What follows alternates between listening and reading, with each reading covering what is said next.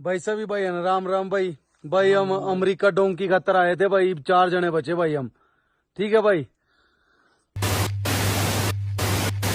अगर कोई कहे आप बिना वीजा के अमेरिका जा सकते हैं, बस एक छोटा सा रिस्क है, शायद आपको आपकी जान गंवानी पड़े। क्या आप जाएंगे?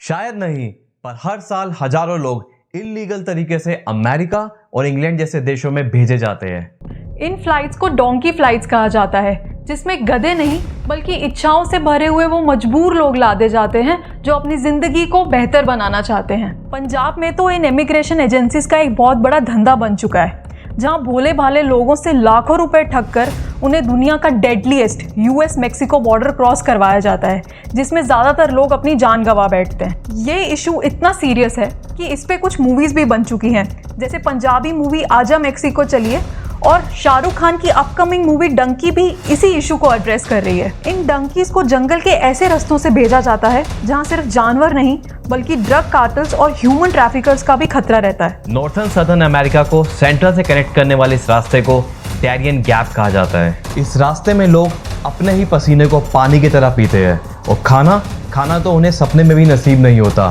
क्योंकि जंगली जानवरों का खौफ उन्हें सोने नहीं देता। यहाँ हम अभी इस इशू की बात कर रहे हैं, और वह ना जाने कितने लोग उन खतरनाक रास्तों में जाने की तैयारी कर रहे होंगे, या हो सकता है किसी ग्रुप के साथ उन जंगलों में कहीं फंसे होंगे। अगर आपको हमारी वीडियो पसंद आए तो please do like and don't forget to subscribe. क्या ये ग्रेट अमेरिकन ड्रीम इतना बड़ा है कि इसके सामने एक इंसान की लाइफ की कोई वैल्यू नहीं? क्या इंडिया में लोगों की लिविंग कंडीशन इतनी खराब है कि लोग अपनी और अपने बच्चों की लाइफ को इतने बड़े रिस्क में डाल देते हैं? और ये नशा इतना बड़ा है कि इंडियन इलीगल इमिग्रेंट्स का नंबर हर साल बढ़ता ही जा रहा है, और इसमें पंजाब का काउंट तो इतना ज़्यादा है कि लगता है अब कनाडा के बाद अमेरिका की बारी है मिनी पंजाब बनने की। हालात इतने बुरे हैं कि राशन की दुकानों से ज़्यादा इमिग्रेशन एजेंसीज के बाहर लंबी लाइनें लगती हैं। अब ऐसा हो क्यों रहा है? इसके बहुत सारे रीजंस हैं। पहला है इकोनॉमिक। अब अमेरिका में लोगों को अच्छी एम्प्लॉयमेंट अपॉर्चुनिटीज़ के साथ साथ बेटर स्टैंडर्ड ऑफ लिविंग की भी उम्मीद रहती है। एक और इम्पॉर्टेंट रीज़न है सोशल। जहां पंजाब के लोग अपने बच्चों को नशे से दूर रखने के लिए बाहर भेज देते हैं, तो बाकी बचे हुए लोग यूएस में रह रहे अपने रिश्तेदार और दोस्तों की लाइफस्टाइल से इम्प्रेस होकर इस भेड़-चाल का हिस्सा बन जाते हैं, और बाकी की बची हुई कसर तो हमारे पंजाबी सिंगर्स पूरी कर ही देते हैं।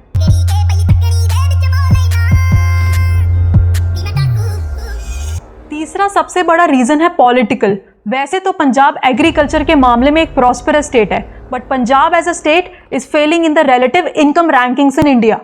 और दूसरी तरफ एजुकेशन और एम्प्लॉयमेंट के नाम पर पंजाब में जीरो डेवलपमेंट है, और प्राइवेट सेक्टर्स की जॉब्स भी बहुत लिमिटेड हैं।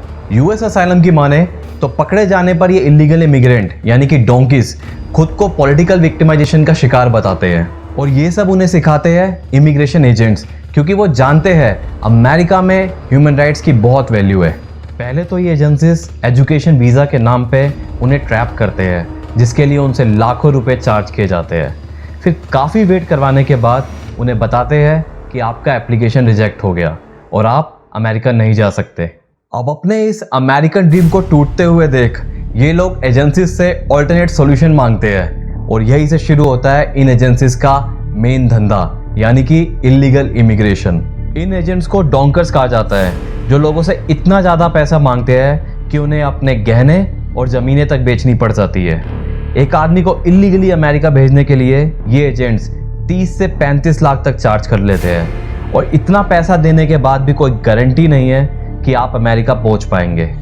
लोगों से प्रॉमिस तो ये किया जाता है कि उन्हें अमेरिका भेजा जाएगा, पर असलियत में ऐसा कुछ होता नहीं है। और एयरपोर्ट पहुंचकर इन लोगों को बताया जाता है कि इनकी कनेक्टिंग फ्लाइट्स हैं जो कि लैटिन अमेरिका से होकर जाएगी, और वहां पहुंच के इन डोंकीज को समझ आता है कि उनके साथ धोखा हुआ है, क्योंकि उसके आगे का रास्ता इलीगल बॉर्डर क्रॉस करने का है, जिसके लिए लोकल एजेंट्स और पैसों की डिमांड करते हैं। इतना पैसा देने के बाद और आधे रास्ते पहुंचने के बाद अपनी जान जोखिम में डालने के अलावा इन लोगों के पास अब कोई ऑप्शन नहीं बचता है। अब यहाँ से अमेरिका तक पहुँचने का सफ़र है असली स्ट्रगल, जो कुछ दिन, हफ्ते या महीने तक का भी हो सकता है, क्योंकि एक या दो नहीं बल्कि मल्टीपल बॉर्डर्स क्रॉस करने पड़ते हैं। सफ़र शुरू होते ही सबको इंस्ट्रक्शन दी जाती है कि अगर कोई मर जाए या बीमार हो जाए तो उसे वही छोड़ सबको आगे बढ़ना है। इससे आप अंदाज़ा लगा सकते हैं कि क्या होता होगा उन रस्तों में।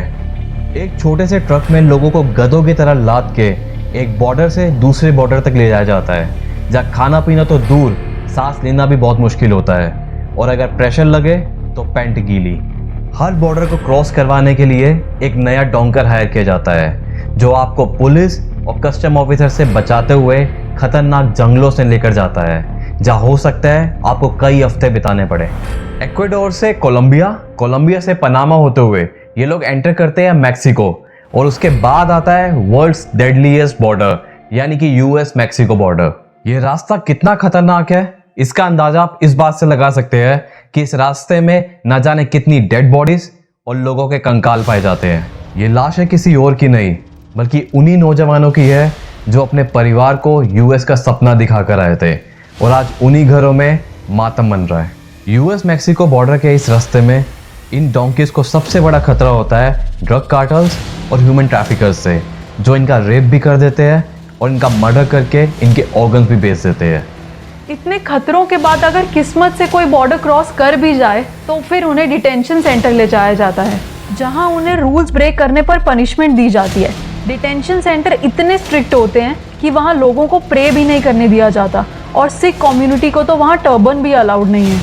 सो एंड में ये अमेरिकन ड्रीम सबके लिए एक जैसा ही है, चाहे आप वहां रहें या नहीं।